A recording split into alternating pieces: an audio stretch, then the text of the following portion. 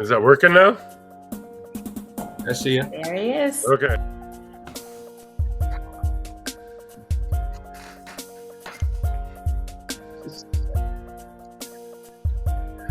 Almost ready. Got a full head of a bunch of people here.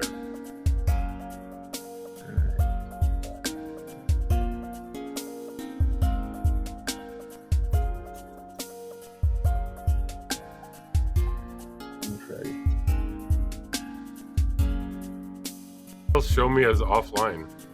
Oh, there we go. I got it now. The old guy here. He's tiny, right? We gotta get that. Okay. There we go. we finally got on. Okay, the people waiting here are probably wondering what am I flipping back through all these places for? Who is that? Who's the burly AAA OG nerd hype man?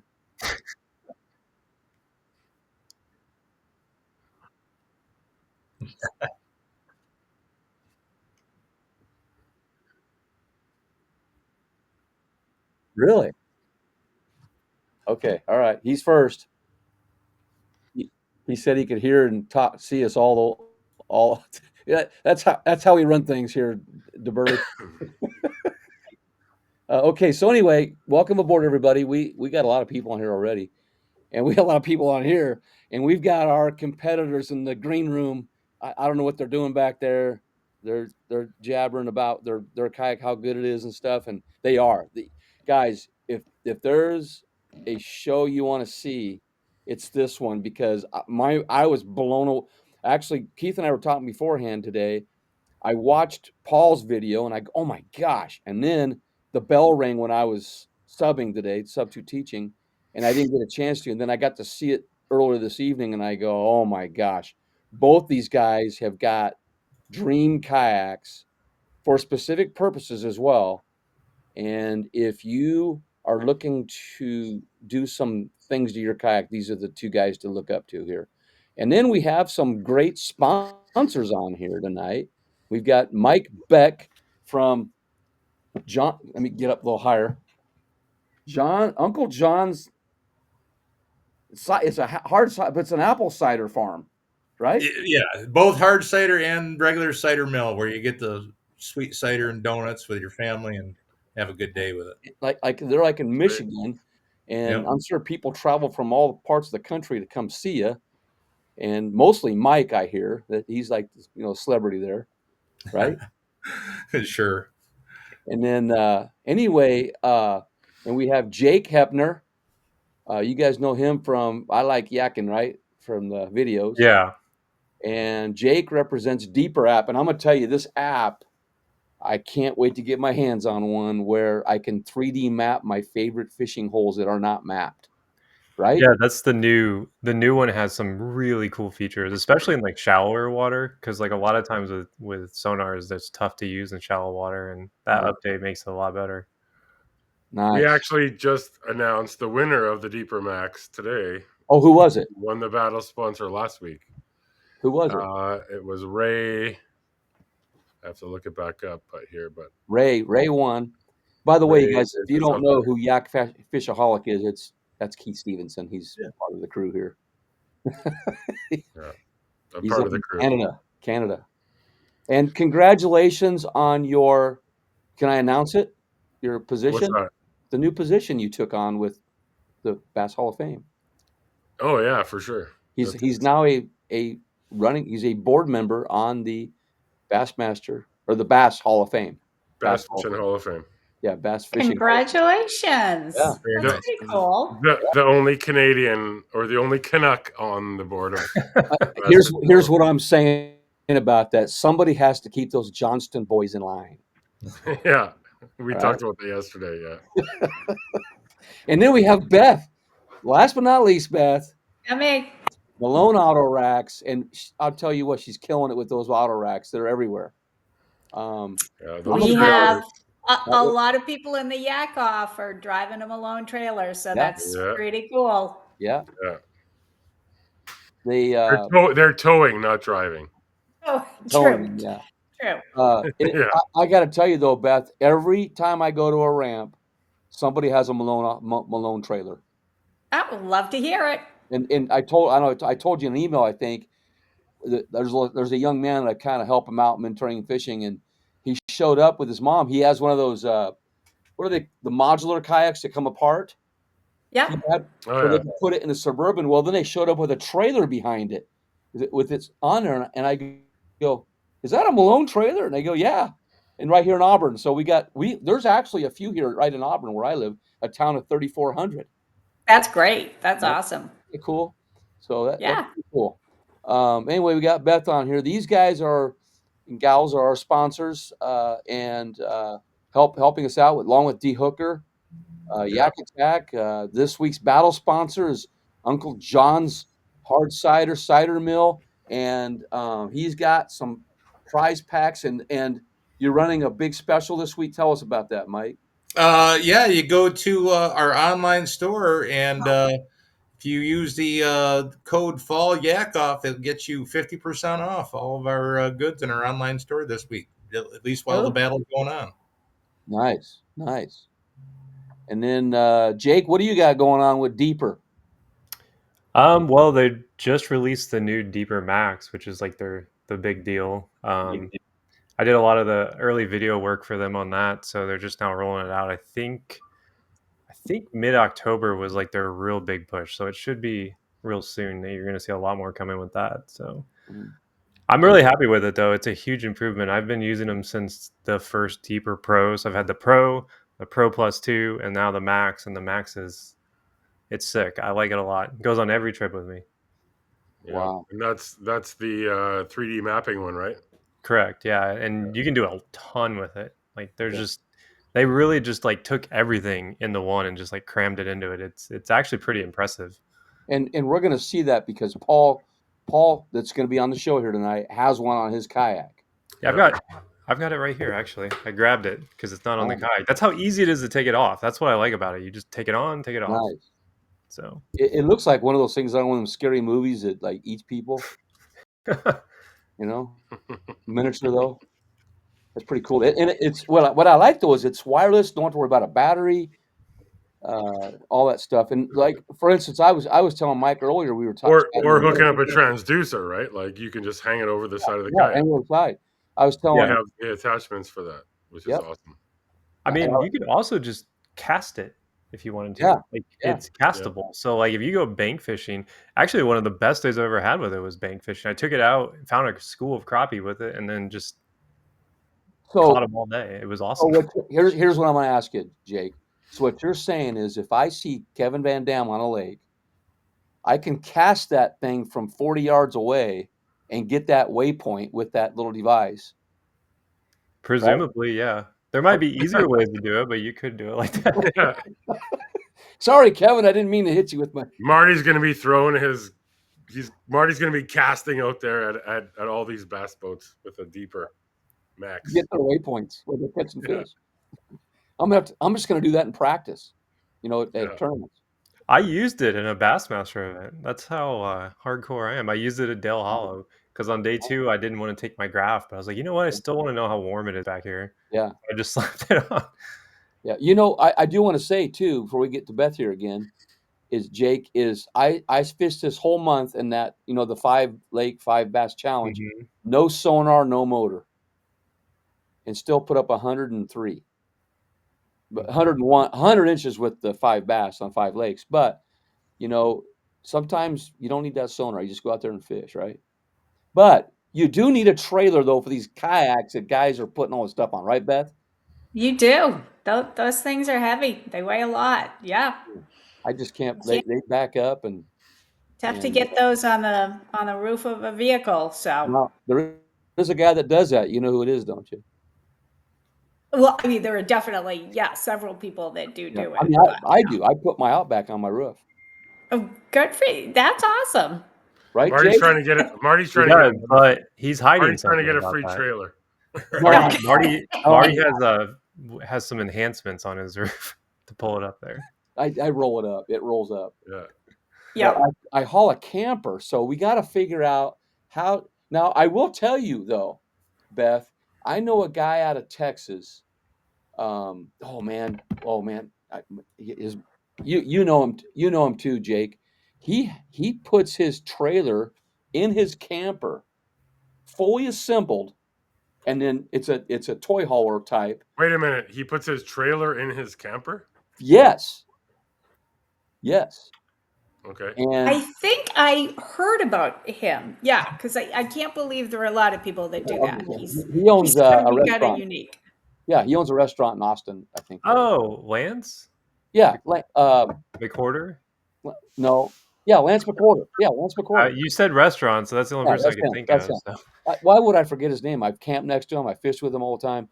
Anyway, I've watched him. It fits to the inch in his camper, and he has one about a 19-footer, about the same size as mine. It's not big, Yeah, and he takes that trailer out and then hauls his kayak around where he's camping. which is Cool. just crazy. Yeah, isn't that something? So there you go, Yeah. Malone people. You can put that in your camper. Okay. And I'm going to do take that back to the drawing board to the engineers. There you go. there's actually a couple guys too, Beth. They bring their camper, and then they have the kayak in their camper, but then they have the smaller type. It's like a little tow trailer that they have just for like around the campsites, and they Yeah. pull it with that, And I believe Malone Well, was. and so I'll throw this out there. We've got a lot of stuff in the works. We're coming Oh, out with nice. some new stuff, and one of the things that we're really excited about is how everyone's putting those hard top tents on the roof of a Yeah. vehicle. Yeah. So we've got a trailer now that Wow. is rigged up to put those tents on. So Nice. if you don't want the whole big camper, if you want to rough it a little bit, but not be sleeping on the ground, if you want to be in one of those tents, we're building some Cool. trailers to do that. Sweet. Wow. That's so cool. Yeah, they're very popular. You guys have so many models to choose from. We do. Well, Wow. I mean, there are like 5 base models. I should know this off the top of my head. I mean, there's the Ecolite, the Microsport in both a galvanized steel, and then the power coated version, and then there's the Megasport, but then there are I don't know, each one has like 20 different outfitted versions of it. So Jeez. I will say the mega sport that Beth sent me this year in the spring, I have taken. I don't even know, Beth. We talked about getting you like the numbers of how many kilometers in Canada, or miles, I guess. it's You guys been talking about. crazy what I have been, I've put Wow. thousands of kilometers on that trailer this year. Nice. Yeah. Pretty cool. And then you've also sponsored a deal where at the end of this thing, whoever's name gets drawn from voting, they're going to win a trailer of their choice. Yes, they are. Yep. That's So awesome. no, we were really excited. I mean, we were part of YakOff's last spring, so we were adamant that we participate again this fall. So Yeah, it's awesome. happy to be a part of it. Yeah, this thing's exploding, you guys. Marty, like I told you earlier today when we were chatting, just in comparison from week 3 in the spring YakOffs to week 3 of this YakOffs that just finished, we grew by 439%. Wow. That's awesome. Which is crazy. That is awesome. I'm going to tell you guys, you probably see that. Whereas Paul, the natives are getting restless. So we're going to bring those guys in. We got to bring in the athletes here. Let's see. Hey, there they are. What's up, everybody? Paul, Paul, you did not off, did you? I'm standing right here. Hey, look at that. Hey, we called each other. Marty, I think this is one of our records of how many boxes you've coordinated on this screen. I used to do this for meetings during COVID with teachers. So I have to say, Mike, I didn't get my hoodie on time, so it's coming. I know it is. I Unless Customs holds it up anyway. Yeah. Still waiting for someone to walk it up from the border. Right. Yeah. It's probably there's probably tariffs on it right now. Yeah. You guys are part of the all name team. Paul Glass. I mean, that's cool. And then Romel Labrador, the Wizard. I mean, it's almost like a UFC, a UCF. What is that called? UCF. UFC. You were close. It's like a UFC fight. The names pretty cool. So we got Paul and we got Romel. And Paul, let's tell everybody where you're from. I'm in Michigan. I'm actually only a couple, maybe an hour and a half south of Uncle John's. I used to take my friend. We used to go up there. I went to Michigan State, so I was like just south there. So we used to go up there all the time with the fam. I'll be up there a couple weeks. We're gonna do some fishing over there, and then might bring the family out, come hang out, have some cider, take some hard cider home. You know. Yeah, that's pretty cool. And then Romel, where are you at? I am from Northern California. What major cities by you? I'm major city. I actually live in Manteca, but major city like Modesto. But I'm from the Bay Area. Okay. Do you fish a lot of saltwater or freshwater? No, I'm a Delta guy. So I'm California Delta. Okay. Yeah. Oh, the big bass. Oh yeah. Blanchard's around that area too, isn't it? Oh yeah, my buddy Greg. Yeah. Got to go where the fish are. That's right. That's right. Oh well, on the Delta, it depends on right place, right time. So I mean that's the caveat to it, but I love it. Well, we want to thank again Jake and Mike and Beth. Stay on. I hope you guys can stay on here and talk with us. And we thank you guys for helping sponsor this great event. And then Paul and Romel are going to describe a little bit about what they've done. And I know there's a lot of people anxious to hear how you did what you did to your kayaks. When I saw those brakes and when I saw the wireless pedals for yours, Paul, I'm like, oh my gosh. I mean, how far this sport has come, Oh, God. It's crazy. It's crazy where it's come from, and it's crazy where it's going. Yeah, agreed.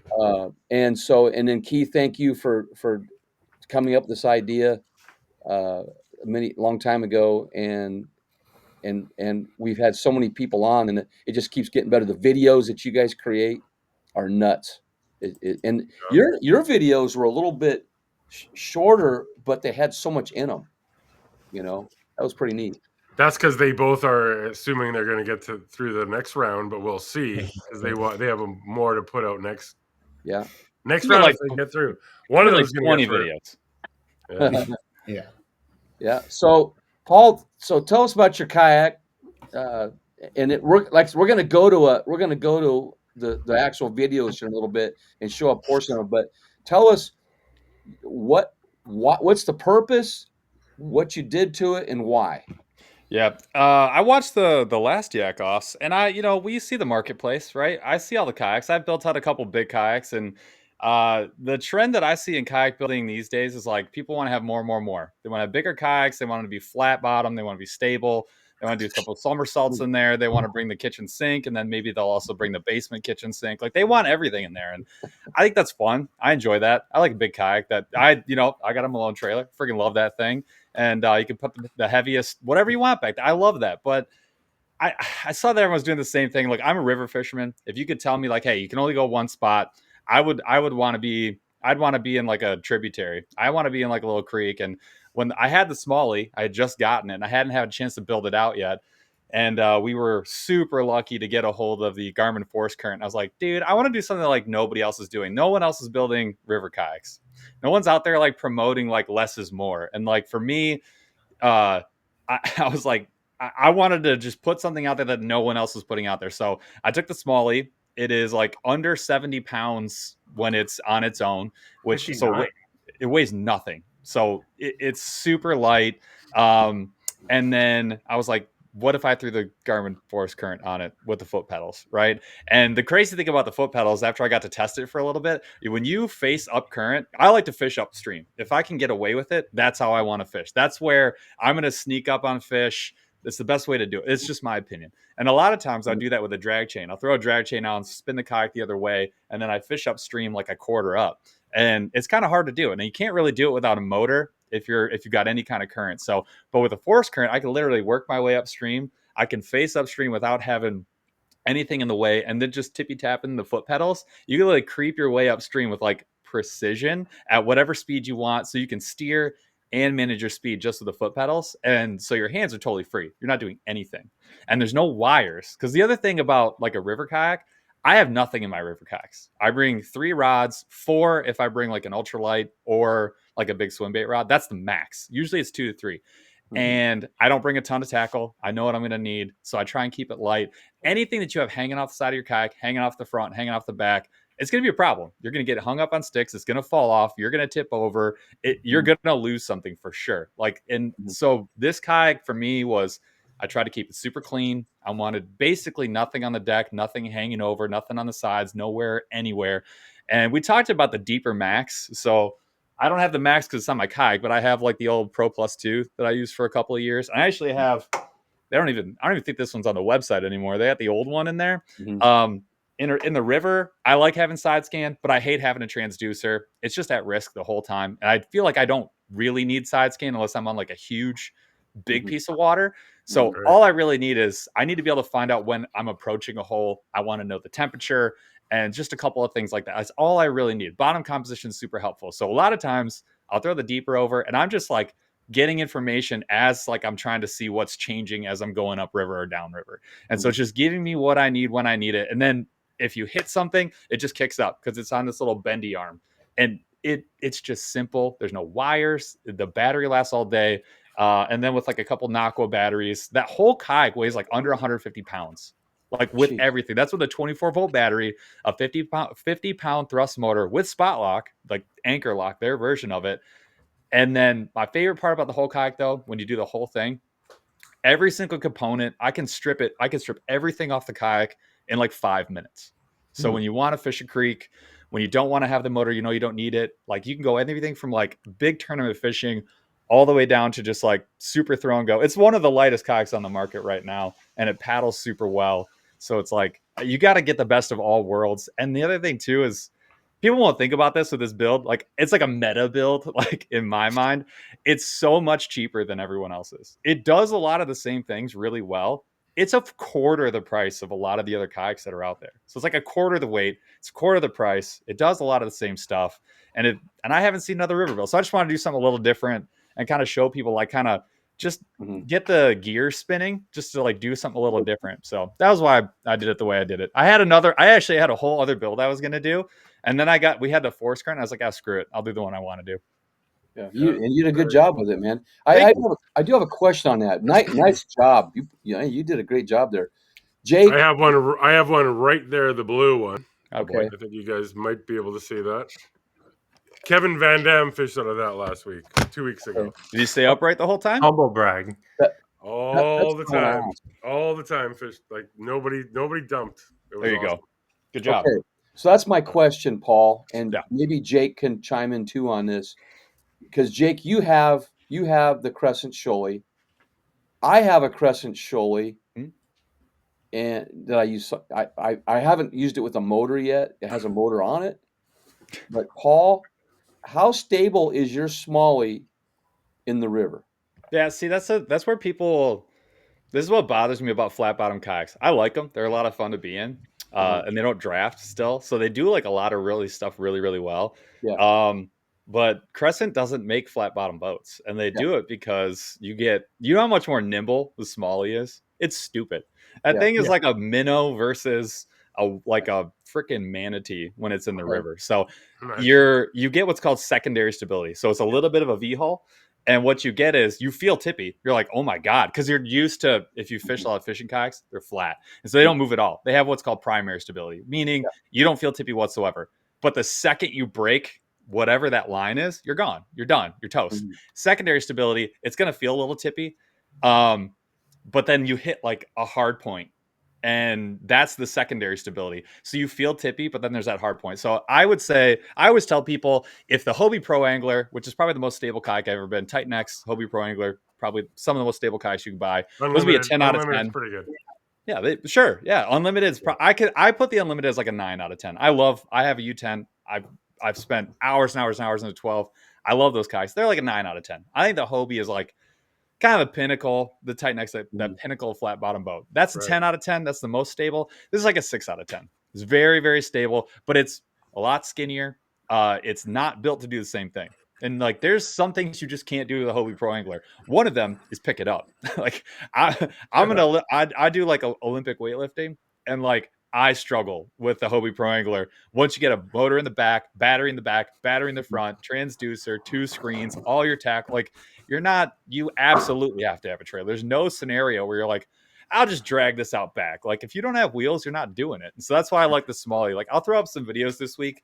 I can fully rigged out with every single thing in it. I could just walk it down the ramp on its own with no wheels or anything. I mean, it's just, again, it's like there's this meta idea of like, what do you really need versus like what's best for your style of fishing. Like I'm a river fisherman. This is like, if you could take my fishing personality and throw it in here, the Shoalie Smallie combo, like that's what I would pick if you made me pick something. So the more you put in that Smallie, the more stable it gets too, because it sets up really high. It's really buoyant. So when you get more in there, it gets a little bit more stable because you're getting lower to the water where that secondary stability is.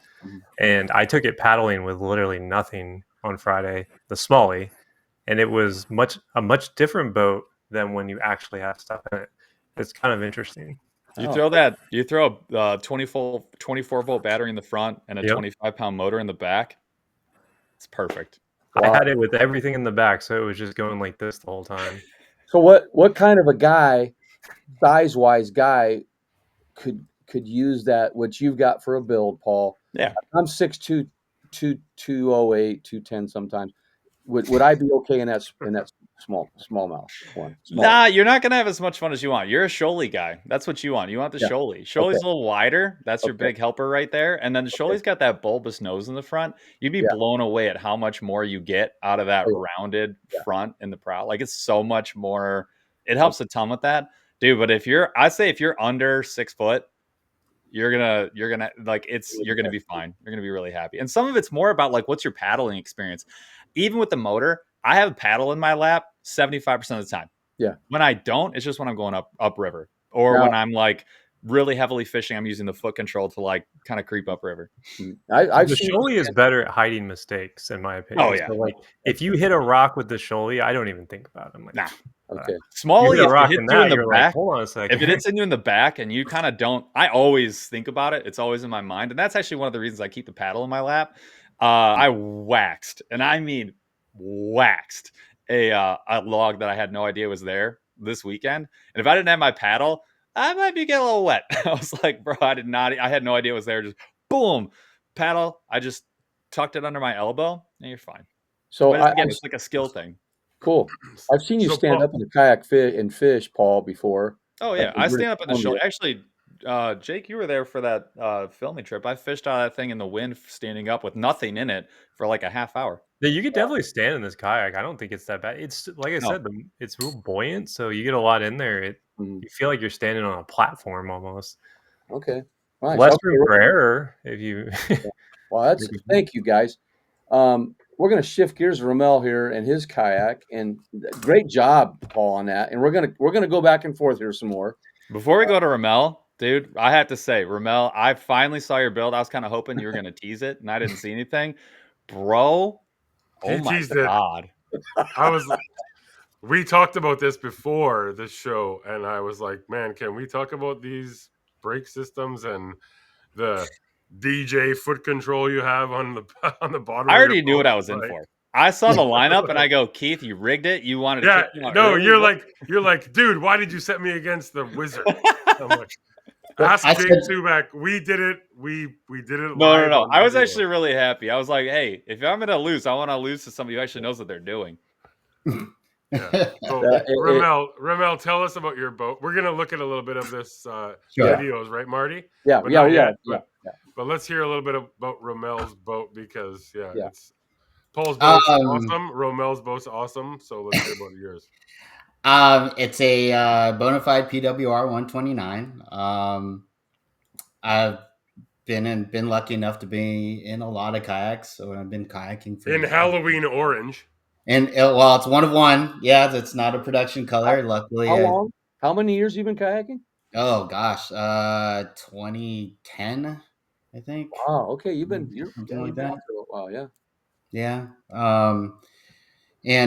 So yeah, I mean the PWR 129, it's orange, the only one in existence at the moment in that color. I've been lucky enough to have develop some pretty cool relationships with people in the industry, and blessed to have people that grace me with some really cool stuff. So, yeah, I mean, it's geared for how I like to fish, which is on the California Delta, which is a tidal fishery. Mm-hmm. So a lot of moving current. You have a mixture of vegetation. You got when the tide is moving in and out, the flows get pretty heavy in certain areas, and then there's also big water areas like French Crack and Big Break. So it's a really interesting mix of water conditions depending on where you launch.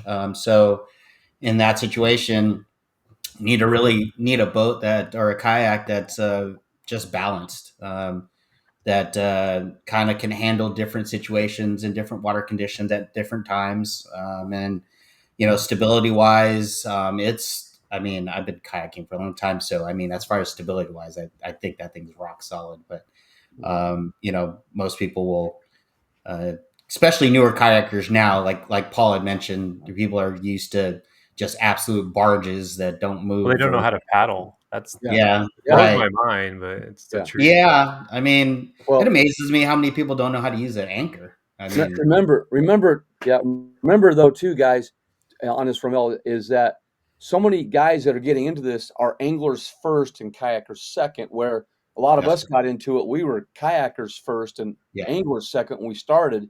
And so that's the whole shift that we've had. Sure. But at the same time, to me, you got to be able to use that paddle. So good point. Yeah, boat positioning is a skill that most people are getting into it now. They kind of shortcut and circumvent with motors with foot steering and spot lock and all this stuff. I mean, I was doing spot lock. I'm not gonna lie, I was doing spot lock before spot lock was cool. That I think it was like 2015 or 16 or something like that, and I had a XI5 before the XI3 was out, that I had cut down, that I put on my Frontier 12. I was with New Canoe for a long time, and I was that guy that showed up. Look at this guy; he's got a freaking spot lock on his kayak. What a jerk! Dude, nothing's changed, bro. In like Right? the best way possible. Dude, tell him what you did to this freaking kayak, bro. But now you show up with hydraulics, and they go, look at that guy. Well, yeah. So part of so now we get to where we're at on the PWR, and I did enjoy running bow mounts for a little while and being able to stand up and fish and be able to spot lock and whatnot. But I really did enjoy more so having the ability to move and cover more water with the rear motor. So, but I wanted to be able to enjoy some of those things that I did when I had bow mounts. So standing up and fishing with a rear motor had always been tricky. You can use your shins with the sliders and whatnot, and but that was kind of just didn't work for me. It was just too cumbersome, and I found myself getting in trouble more often than not trying to do that. So on my kayak, I have a system that I designed. It's a turntable style foot steering.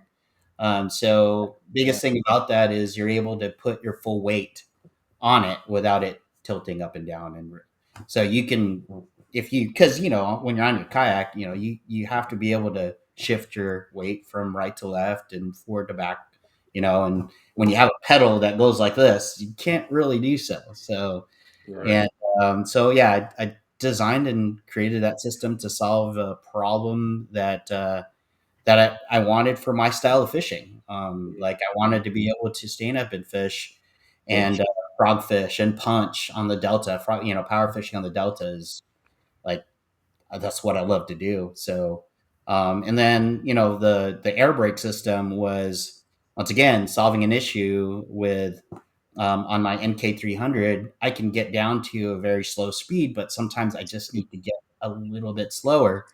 And I don't want to sit back down and hit the controller and have to mess with that. So being able to say, hey, Siri, slow down, and have the brake go down. And tell them how that works, though, because that's wild. It's wild.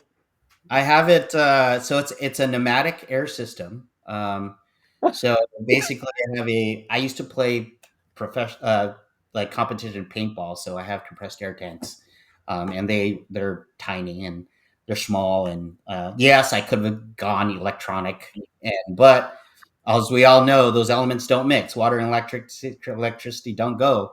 So I'm like, well, air and water mix, and I have the tanks, and the tech that has come out in the last 5 years has made it easier to get your tanks filled.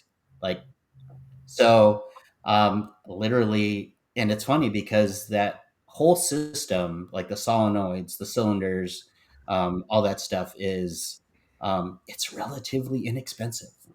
Like the two air cylinders that I have that drive those, they cost about $17 a piece.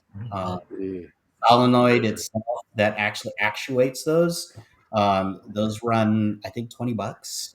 The airline kit and everything else. So I'm in it probably like, I don't know, 100 and maybe $150, something like that.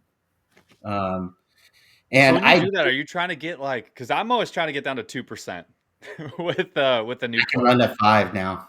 I can run at 5.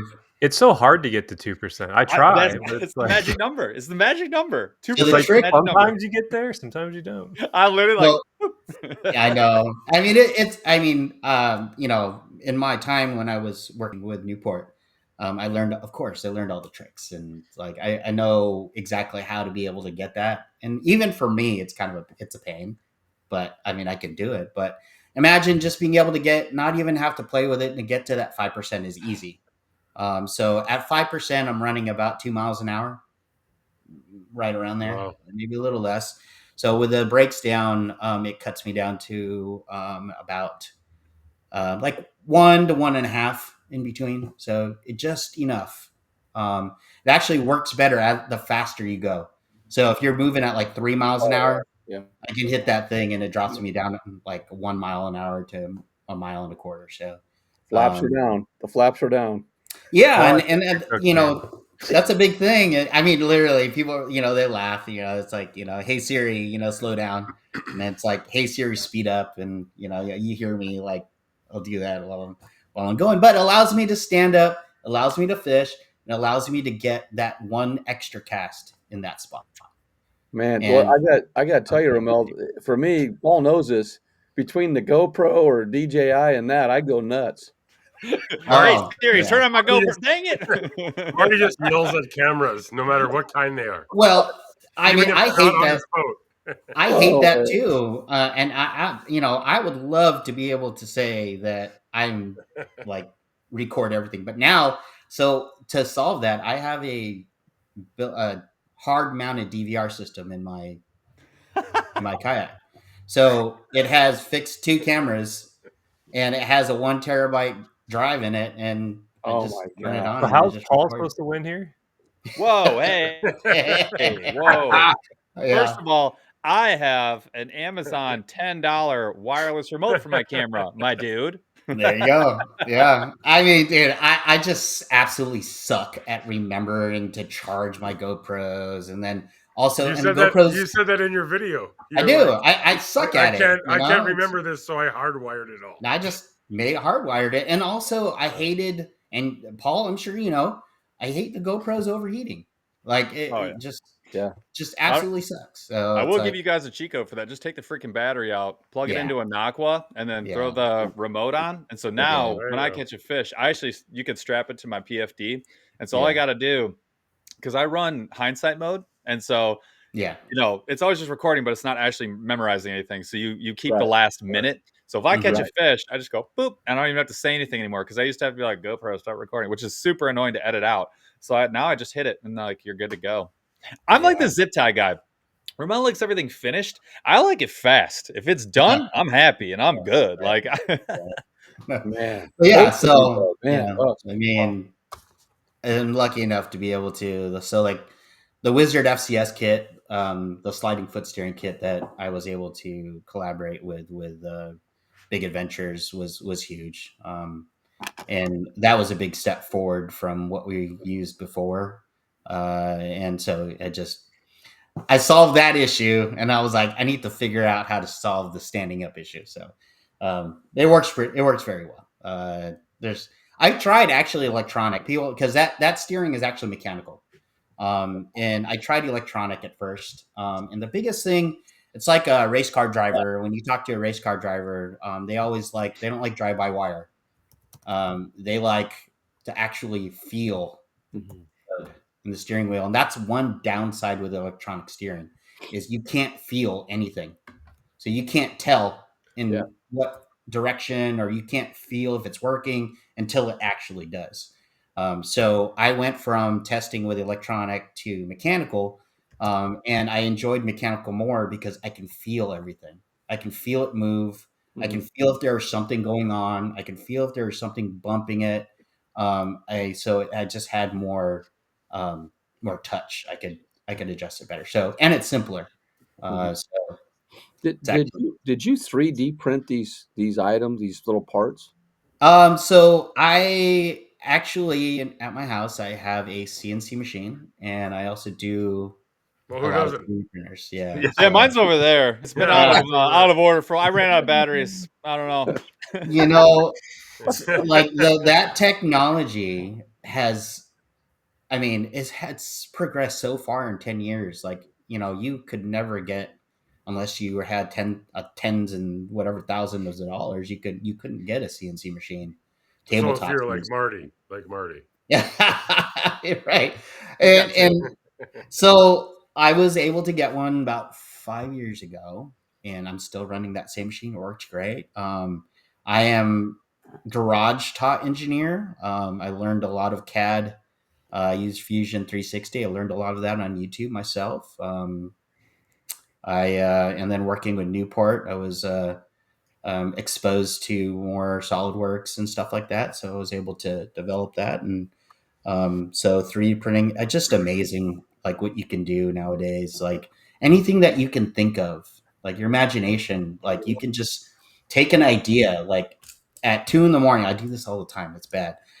1 a.m, like, man, I want to make something like this is funny, on my camera mount pole. So I use a Railblazer Stealth Boom pole, and you have a wire running up for a charge line or connection. And I'm like, I don't want to use Velcro, so I just designed my own wire clips that clip onto the. I designed them and printed them out, and within like 30 minutes, I had 10 clips that clip onto this pole, and it was cool. So it's like, you can do that stuff nowadays. It's amazing. Bro, tell them about all the carbon fiber because that thing's freaking dripped out. Well, how about this? How about this? Let's stop talking about it. Let's see a bit of Paul's. Let's see a little clip of Paul's boat and a little bit of Romel's boat. I don't know. Marty just went. Marty just left. I want to hear about the carbon fiber. Marty just went to buy a CNC machine. I'm gonna go fire mine up. I want some clips. My computer battery's getting low. I got to plug in and move here, guys. Yeah. Well, while you're doing that, I still want to hear about the carbon fiber. I thought that was the coolest. Like, I love the slowdown. I love that. I thought the foot steering was. I think I messaged you. I was like, dude, the foot steering was insane. We saw that on Instagram. You said that today. I absolutely loved that. It was the coolest. But the more I look at it, I'm like, dude, where are we getting these carbon fiber components? Because like, my CNC machine doesn't do that. How does yours do it? Yeah. So your controls. I designed that all in house. I designed that on Fusion. So my CNC machine, I have it's called a Shapeoko 3, and it's a 36 by 36 flat CNC machine, and it takes up a lot of room in my garage. It makes a big mess, but it does produce some cool stuff. So yeah, I mean, it's funny is like a lot of the materials now, it's so easy to actually get the materials. That was always the hard part, is getting carbon sheets was really difficult. Now you can go on Amazon, order it any thickness, any type you want, color, whatnot. So, and I love carbon fiber. I made everything out of carbon fiber like that I can. It's funny. So, but so I have a cup holder that's made out of carbon fiber. Yeah, bro. I have my delete plate for my pod on my PWR is 6 mil carbon. My retract bar for my motor is 6 mil carbon. My little I have these little 2 little mounts on the back that hold my air wires. So my airlines are carbon, and then my Lowrance puck is actually a combination of 3D print and carbon tube. Sorry, Paul. Yeah. So yeah. What? Yeah. I mean, the puck is. I actually had a lot of fun with that because I wanted to mount LEDs underneath it, just so I could get some lighting on the front without having to drill any holes on my kayak. So that was pretty cool. And then all the lines run down the tube, so the lines don't go everywhere. So Mike is sitting here wondering if you could do some like carbon fiber cider cups for him. Yeah, I'm pretty sure we can figure out something. That's for sure. Now you're telling us, was there a lot of trial and error in this? Of course. Yeah. I mean, as I've gotten better at designing and actually the manufacturing process, it's gotten better. Oh gosh, I used to use more material than I can imagine. Like I spent not wasting time, but learning from the mistakes. Yeah. But now I've got it down pretty good. Like I can tell you, so I will tell you, and this is the air brake system was brought to me that I had talked about it for a while. I had drawn it up. I don't know, maybe I worked on it a little bit on sketch, but I probably have maybe 30 hours into that, just, from scratch to where it is now. And now I'm playing with different sizes of the flaps and all this stuff. And it's but it's a lot of fun. I enjoy it a lot. All right, Marty, let's show some of these videos. This is crazy. I got to ask a question first, Keith. Are you going to tell us about your snorkel? Well, I thought about that. It's not even it's not even applicable here. We had no options back in the day, guys. Can you make Marty a carbon snorkel, please? That would be awesome. I took my transducer and threaded it through a snorkel and hung it over the side of my kayak so I'd have a transducer. This is 20-something years ago. I respect it. Yeah. And Totally. and I thought that was the most innovative thing ever in the kayak world. Yeah. Not about ever, but it's up there. But the thing is that you had no options with the kind of kayak you had.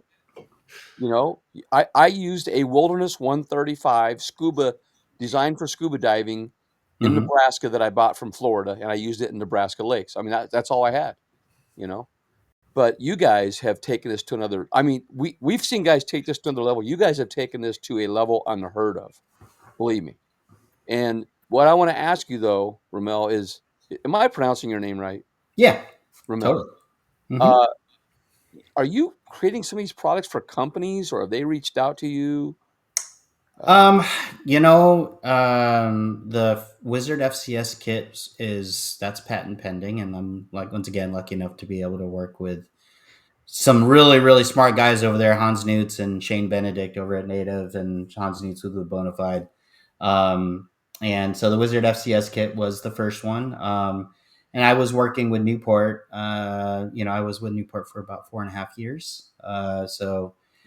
And I will own the Low Pro battery.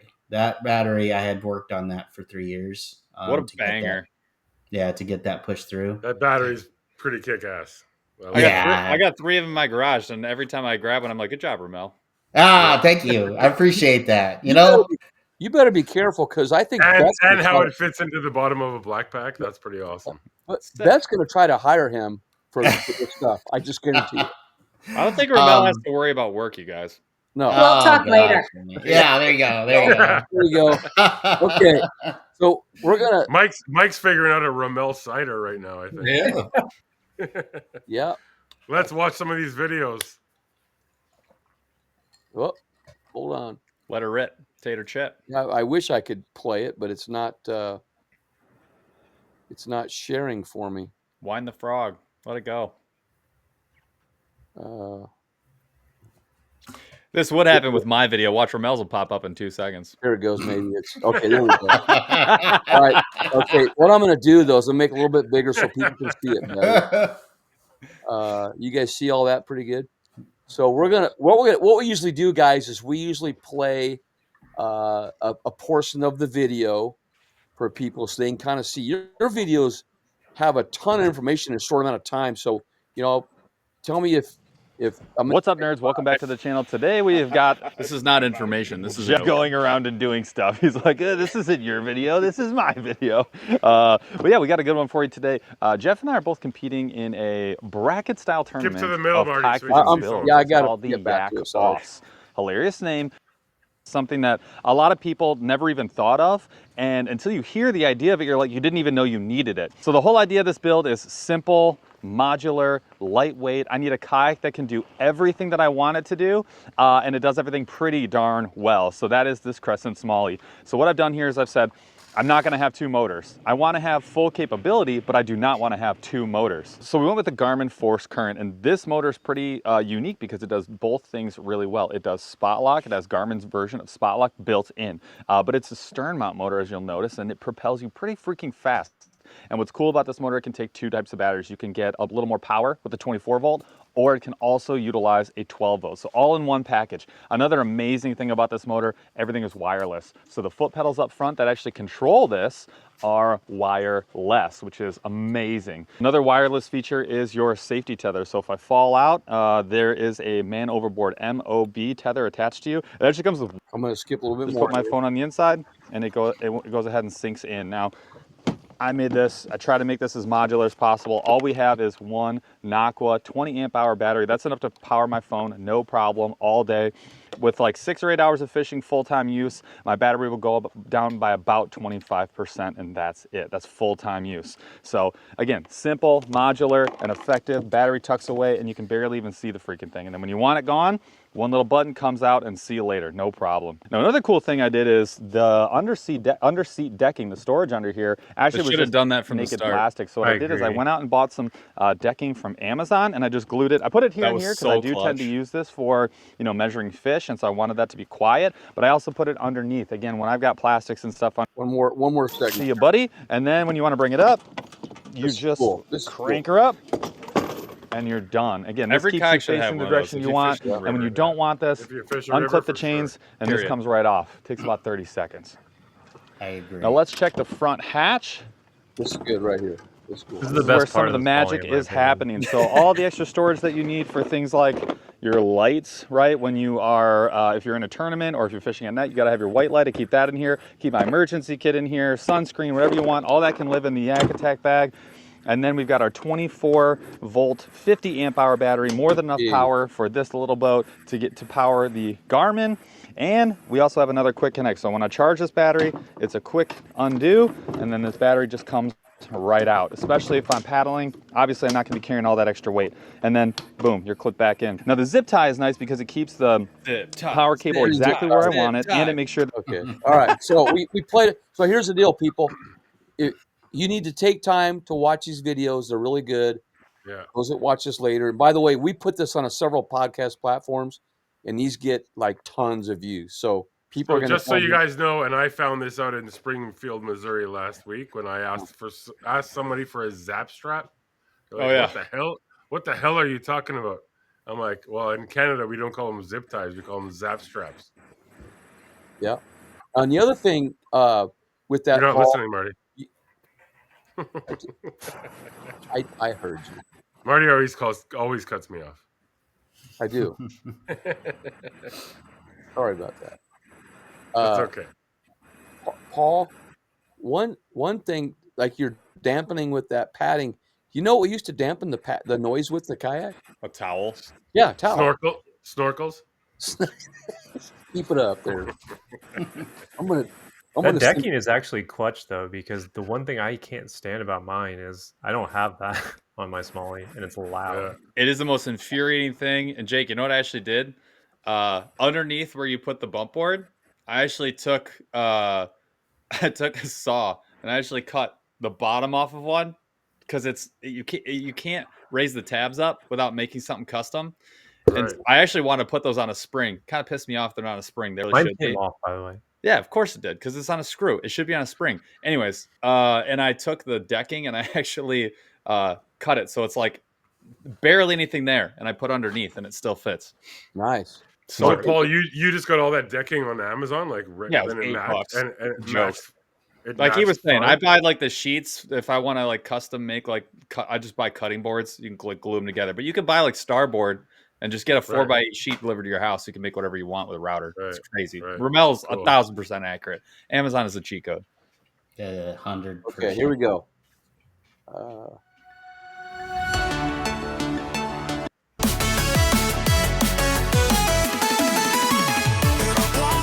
Was that a beat?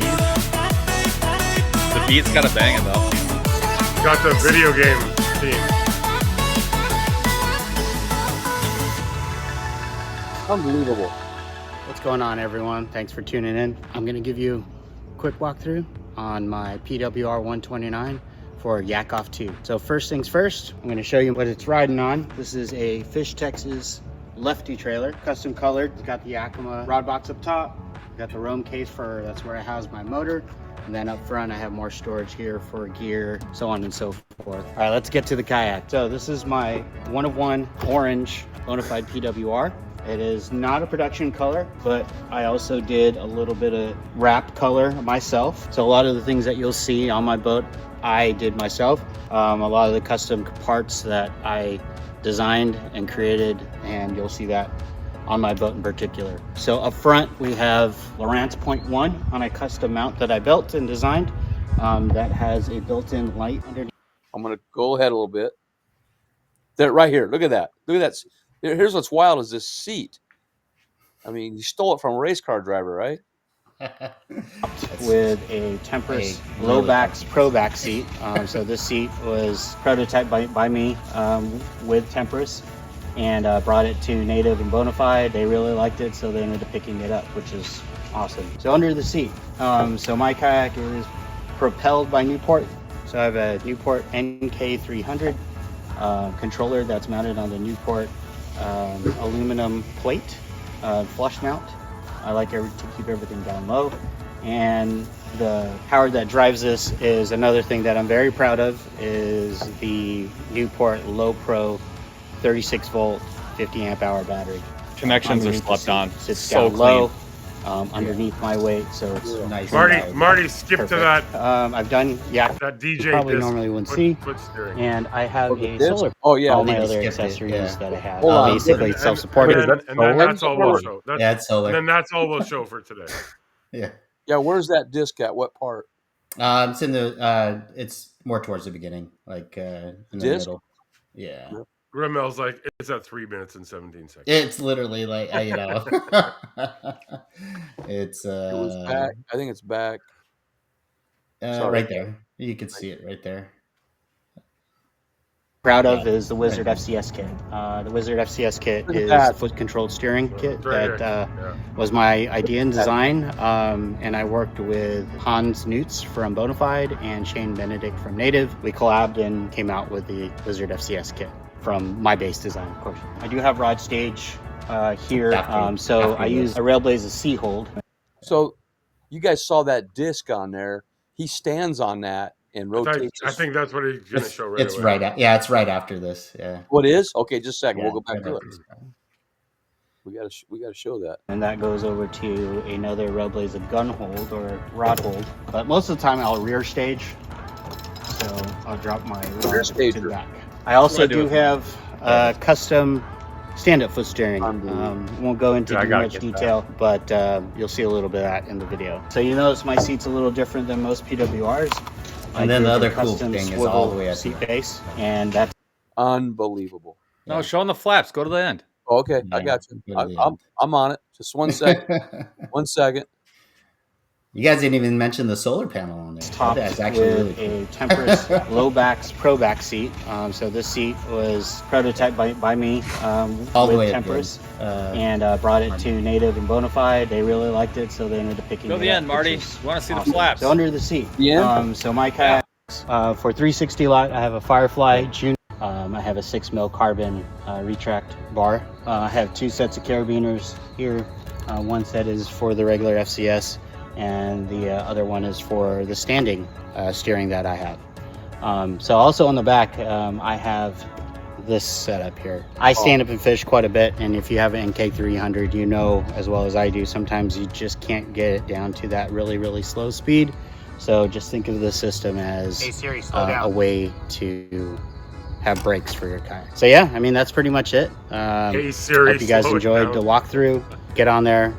Hey Siri, serve me dinner.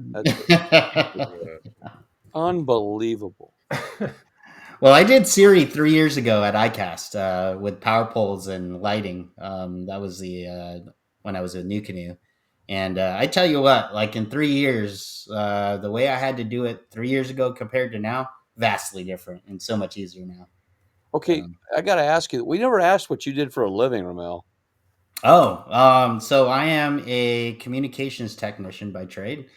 Before I worked at Newport. When I was at Newport, I was product dev. But yeah, I specialized in two-way communications, and I also specialized in public safety vehicle builds. So I used to build fire trucks and like command vehicles and all that stuff. So it's a perfect match for the kayak. What we're doing there, gee, I mean, what you're doing. I'm still putting snorkels on the side of my kayaks. Honestly, that I will tell you, like, yes, a lot of that stuff translates over. It's all 12-volt, low voltage stuff. But a lot of other things, mostly that I learned is from RC racing. I used to RC race when I was really young for a long time. And so motors, batteries, steering angles, linkages, all that stuff, lithium batteries, brushless motors. Actually, really not. Wow. Any questions you guys have on the side over there from the companies representing tonight? Do the brakes act as a trim tab as well, or not really? I tested that was actually the initial, and the braking was a byproduct. But unfortunately, trim tabs on kayaks it's like such a small gain that it's really not worth it. The gain from slowing down, the byproduct is actually more beneficial than actual trim tabs. So as the kayak designs move and start to actually design the kayaks specifically for motors now, you'll see that makes a bigger difference for sure. Yeah. Wow. What is the solar charge? Like your GoPro batteries, I assume? So that solar unit has a 15 amp hour battery built in. So I power my camera system, my lights, my air brake solenoid, all that stuff off of that. I think I've had to charge that once when I pulled it out of the box. Otherwise, it just charges itself when I'm on the water. I don't have to do anything, so it's awesome. Because once again, I suck at remembering to charge stuff. The only thing I can remember to charge is my battery on my motor.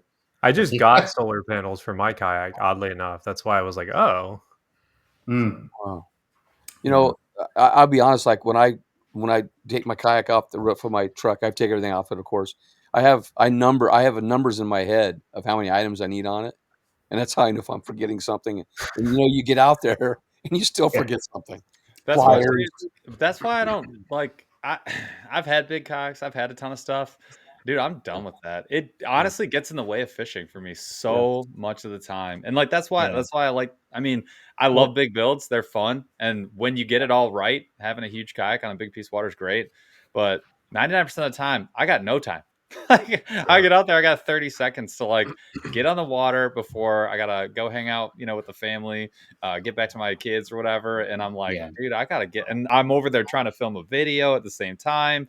And yeah, man, I need 2 things, and that's it. Get me out there. Dude, Yeah, you guys can obviously tell that solar panels up here in Canada don't work because we don't have any sun. I'm outside right now. Right. Wow. It's interesting. Like, I've done a lot of builds for different people and along the throughout the years, and I always tell people it's like like exactly what you said, Paul. Less is more. And you can actually, like, if you actually look at my kayak, besides all the fancy stuff, but I don't have a ton of track packs. I don't have a ton of stuff. I have my Railblazer gear hub is literally a 13 by 13, and I carry 8 rods at the most, like literally. But if you look at everything else that's on my kayak, I don't really have a lot of stuff on there. It's very fine tuned to how I like to fish, and I don't carry, like, my terminal tackle is literally a Gamakatsu. It's like this big, the double sided foam. I have all my hooks and just this little container. That's it. Get one of these. Yeah, exactly. Exactly. Yeah. That's all I have. Yeah. I don't need to carry a big 3700 case full of tungsten. Like, I love it. Yeah. Same here. I use a Lynx most of the time, and I have one small box of lures, two rods, maybe 3. Yeah. Measuring board, pliers. That's it. And a lunchbox. My lunchbox. I mean, literally, like, I carry 3 3600s when I fish. That's it. Wow. I mean, I have 2 in my gear hub, and I have 2 of the live fishing soft plastic things. That's it. That's all I carry. I don't really carry too much stuff. Wow. So Beth, and just in a few kind words here, what are your thoughts on all this after seeing this? This is really just I'm really intrigued by this whole thing, and I'm just sitting here. Well, first of all, I just have to tell you, all I can think of is how much my dad would eat this up. He would love listening to every second of this. He ran a school of applied science and engineering at a local university, and he just, he at home, the entire basement was just different tools, and he built stuff. And so I'm kind of sitting here thinking of my dad a little, I have to tell you that. I was going to ask the question, but I think Paul did answer it. I was going to ask you if you have more fun off the water or on the water. Ooh. Which I guess you do have more fun on the water, but it looks like you're having a lot of fun off the water too. Romel and I just talked about this today, like not too long ago. Romel, we were like, I spend more time in my equipment room than I spend on the water. Yeah. The time off the water is not very far off from the time on the water. I enjoy it both. Yeah, for sure. I will tell you, Beth, I do have a Malone Micro Sport. I know you saw my trailer on there, but I do have a Malone Micro Sport that I tricked out. That is my buddy kayak. I got to see pictures of that. I'll send it to you. Okay, it's pretty cool. Wow, that's incredible. That's pretty cool, Beth. And then Mike, Beth, his Micro Sport has a arm that shoots out of it that serves sandwiches. Oh man. I'm just gonna say, I think it's just really entertaining just watching the passion that you guys have. It's just kind of fun to watch you guys. Wow. Yeah, it's super cool. Thank you. I love it. I spend so much time to kind of catch deer and bass. I don't have time to even put a screw. Marty's screw out of my seat right now. Marty's itching right now because he's at 2024 bass for his. No, I got it yesterday. I know, 16 inches. You told me. and you know who won? Tanya. Tanya wins again. Tanya Allman. She wins everything. Okay, so thank you, Beth, for that. And then Mike, what are your thoughts on all this? Well, it's all about innovation, and innovation drives whatever industry you in. That applies to me doing. I try to innovate when I put stuff in this can. So I mean, so Mike, one thing I want to say, like, tell us about Uncle John's, because like it's Halloween. I know you guys have tons of pumpkins and you do a bunch of stuff out there. So what's going on in your world right now? oh man, yeah, we're harvesting fruit. All the pumpkin patch is open. We have a corn maze. We have train rides. We have wagon rides. We have all sorts of stuff. Big gift shop. Big, lots of donuts. You can watch us make cider from a big like stadium thing, and yeah, it's if like Disney World did a farm, this is kind of what it'd be. I'll tell you right now, the apple butter. So if you take the apple butter and you spread it on a no, I'm not waiting. You spread it on a tortilla, and then you grab, and then you gotta wait till 11:30 at night though. This is important. Okay. Take the apple butter, spread it on the tortilla, and then you put whipped cream on it, and then you roll it up, and it's like an American crepe. It's phenomenal. Ooh, That's awesome. Just saying, that's my innovation for this one. That's I awesome. like it. That's There right. you go, Mike. Another product. That's right. Okay, Jake, your turn. I mean, as someone who does this myself, I find it interesting to see how contrasting these two are. I think this has definitely been one of the ones that's like polar opposites. I'll give it that. Mm-hmm. Especially because I'm pretty sure Paul's motor is worth more than like 90% of the rest of the kayak. It's not even close. Yeah. Not even close. Yeah. No, that whole build. So I totaled everything with sales tax. If you bought it, it ends up being like a little over $7,000 at retail. Crazy. Which, like, I mean, it's a lot. That's not a little bit. But if you went and you stacked up every other kayak, yeah, it's honestly, I think you'd be. There's only maybe one other kayak that's even close. Yeah. I do say it's quite liberating to not have a graph on your kayak, though. That's what I do like about the deeper. It is. I'm gonna flip on my light back here. Watch this. You got typically, I'll be honest with you. When I'm on the Delta, probably I want to say 50% of the time I'll take my Lowrance off. That's how I feel, man. Yeah. And like even I had we went in on forward facing sonar pretty early when the Garmin units came out. I'm a Garmin fan, and look at this. I have no room. I have no room anywhere to put anything else. Oh, wow. I literally took a wall down. My wife doesn't like me as it is. You're a yakaholic. You're a yakaholic. There's so many kayaks back here. Poor guy. I will tell you, Jake. Awesome. It's funny because I said the same thing to Beth, but I do have a Deeper Pro that I use. My sister has a house on the Delta, and I use that Deeper Pro for pan fishing with my dad. It's great at that. It's great for crappie too. That's my favorite thing to do with it is to find a school of crappie. Yeah. So I actually, I use that all the time with my dad. What's funny is I had the OG version of it, like not the deeper, but you guys remember the Garmin with the watch? You would wear like a little watch. Yeah. And you would cast it out there and it was absolutely trash. They have another one. They have a new one. Yeah. Well, this one was like the original. I have the watch somewhere back here on the shelf. It's somewhere back there, but it was so bad. I had one convinced I needed it as a child. I had one that was like the transducer was shaped like it looked like a little submarine or a boat or something. I forgot what the brand was. It absolutely sucked. Fair enough. You know what? I had that, Romel. I had one of those. Did you?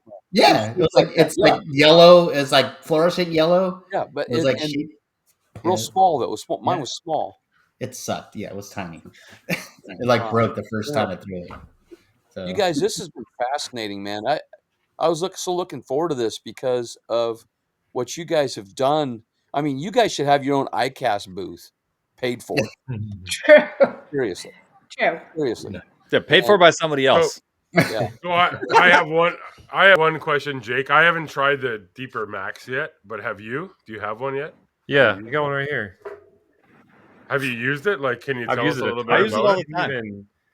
It's all worn out. So, tell us about it because that's the 3D one, right? Yeah, I mean, I think and Paul has one on his boat on his build. Yeah, I think the big change, like if you're just looking at it from like a base level, right? Like there's obviously the mapping and stuff like that, but it's a lot easier to tell bottom composition now because it's like you can see if it's hard bottom or soft bottom if you're looking at grass. And I think that's a big deal on the river, because on the river, I'm mostly looking for, changes from rock to soft, right? Obviously, I'm smallmouth fishing, I'm looking for the rock a lot of times.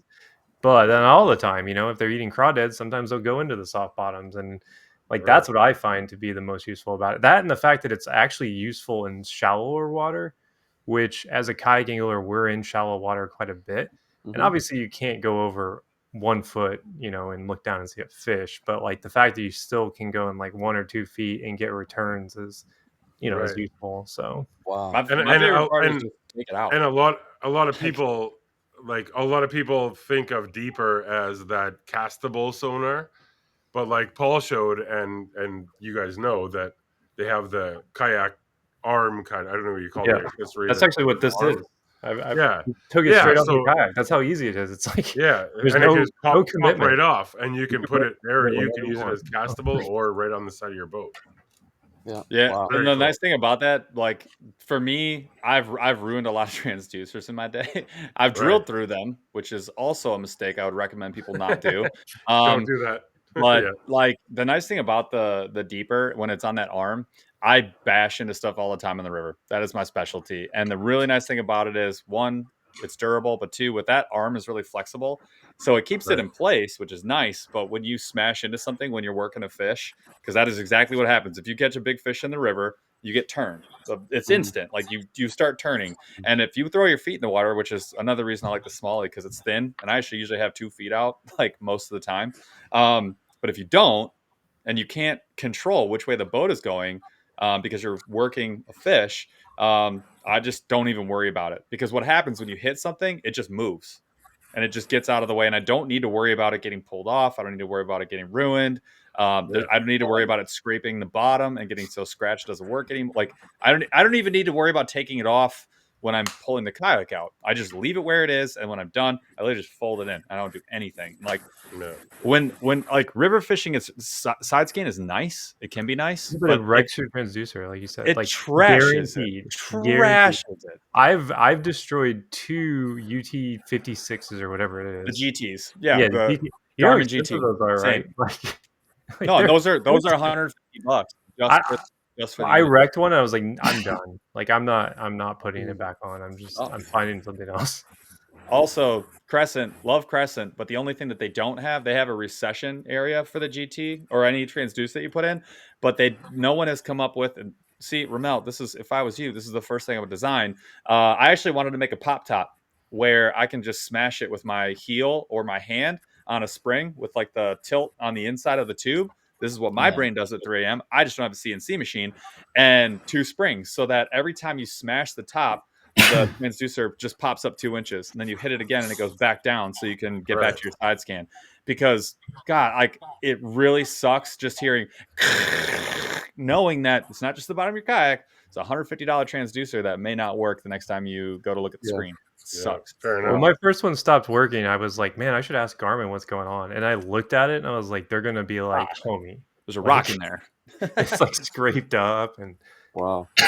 Okay, so this week our battle sponsor is Mr. John's cider mill there, and there's a prize package, right, Keith? This week. Mike can tell you all about that. Go ahead. Mike. Yeah, we got a $100 in free shopping spree, includes shipping and everything, so you can really load up on ciders, and I think there's other things in the online store you can get as well, swag and stuff. And also, Mike, you have a discount code for 50% off anyone that wants to shop online this week, right? Yep. Anyone following along, just the standard voter, get a good deal on ciders this week in our online store. Get the apple. What is it? The apple vanilla. Unless you live in Canada, you only get hoodies. Right. That's right. And then Beth, I saw you had a ad on our kayak buy sale trade site today. Yes, we do. Got the first one. Jen got it out today. Yeah. 15% off with Team Use. Yep. and they do a good job. They've been representing me well. She started out, actually, we're not talking about the trailer, we're talking about the roof, a boat carrier and a rail system, cross rail system. Nice, Cool. nice. So we got that going. And Jake, any sales going on with Deeper? No, but there should be, the new one's rolling out, so that's like their big product launches, that Deeper Max. So okay, that's what we were talking about, bottom hardness, and that is the dude. That's what I use it for in the river. I look for those first signs of, like Jake was saying, where the best situation is where you see the hole first before you cruise over it with your motor and blow every fish out. And so that's what I use it for. I'm looking for those first pebbles that indicate I'm going to see some rock, and then hopefully I'm not blowing out the best spot. That's what I use mine for, and that's why nice. the 3D map. That's honestly the best part. And I do want to tell you guys, our title sponsor is D-Hooker, right, Keith? That is our presenting sponsor, D-Hooker and Yak Attack. And I have been the fortunate recipient of, no, not a D-Hooker, but a hook in my finger a week ago. Oh, yes. And we got it out. In fact, it worked so well, it just slid right out. People love those. I have two, and they're in my two kayaks. And I, oddly enough, I'm like just waiting for when that jerkbait treble hook goes right through my finger with a 6-inch fish, because they're the most savage creatures that this earth has ever created. Is a 6-inch largemouth on a jerkbait.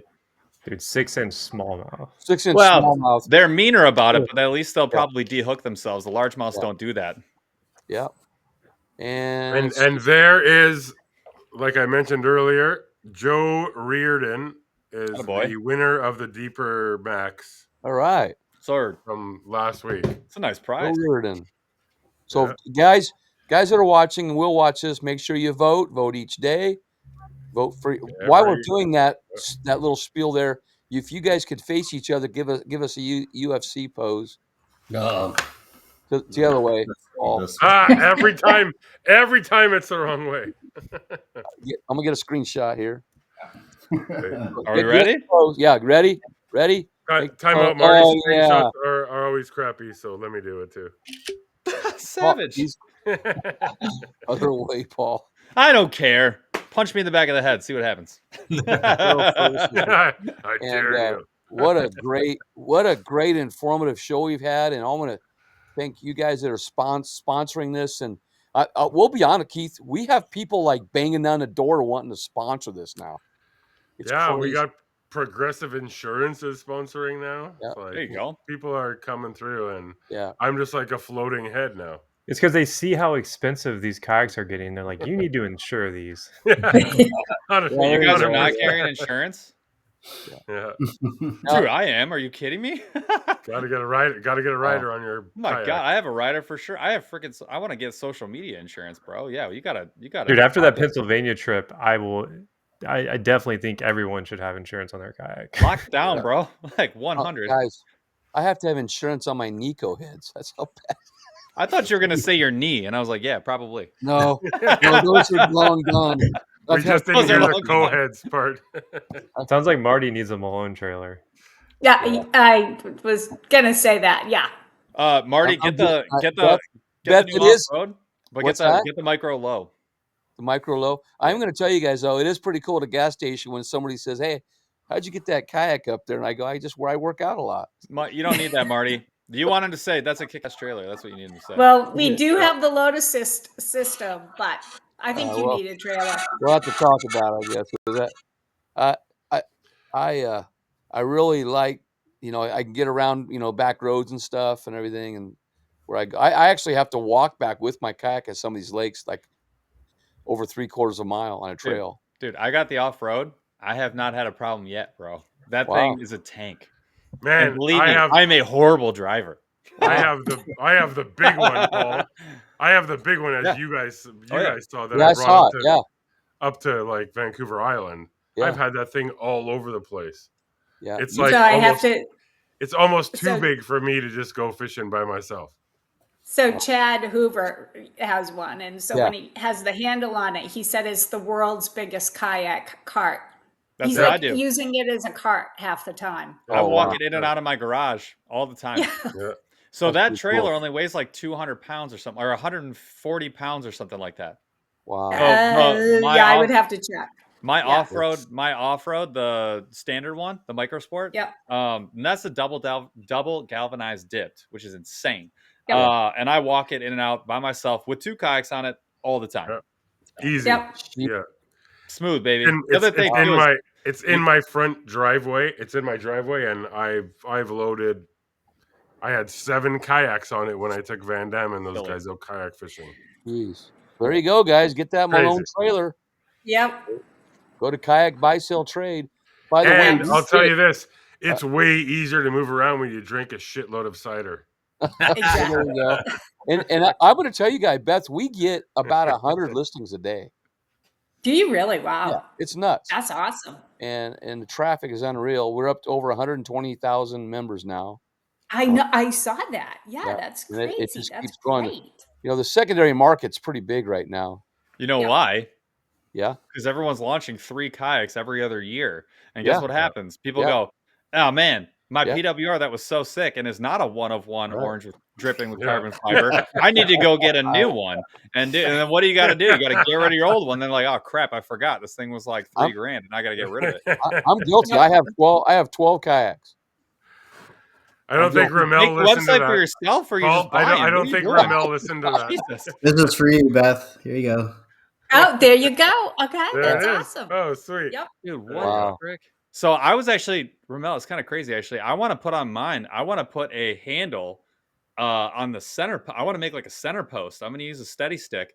One, you can loop the front like tether for your kayak on it. So when you back it off, it's got a handle for you to just like to keep your kayak on it. And then when you roll up, when you power load, you got a handle to just pull yourself up the extra 2 or 3 feet. And then I'm going to put a step in the middle, and I'm just going to walk right off on my own. Nice. You just don't want to ghost ride it down the ramp? I've done it before. It doesn't look great when it just keeps going. Yeah. So Paul Romel has like one of those DJ plates that you can just step on it and it launches your kayak. That is a great photo. Nice. Sick, dude. Nice. Good stuff, you guys. That's awesome. All right, we're gonna wind her down here, Keith. Any last words, anybody? Thanks, everybody. This has been a ton of fun. Romel, good luck, buddy. Your kayak is sick, and I'm jealous of your CNC machine. You guys, It does. And make me that pop top transducer drop for the Shoaly. We'll talk. We can talk. There you go. It's fun. I learn stuff every time, guys. Thanks, everybody. All right, guys. Awesome. We'll talk to you soon. Thanks, Marty. We're going to end the broadcast here. Thank you guys for being here. Thanks for watching, everybody. And thank you, Malone Trailers with Beth and Mike with the apple cider up in Michigan and hard cider as well. And Jake and with Deeper. And Keith. Yep. Jake from Deeper and Keith from Kayak Angler Magazine and Romel and Paul. You guys right. And don't forget, Paul, the average. We're aggressively average. Get it right, Marty. You think I get it? He paused. Their podcast is awesome. Great guy. All he's got great people. Thanks, you guys, for being here. See you guys. All right, guys.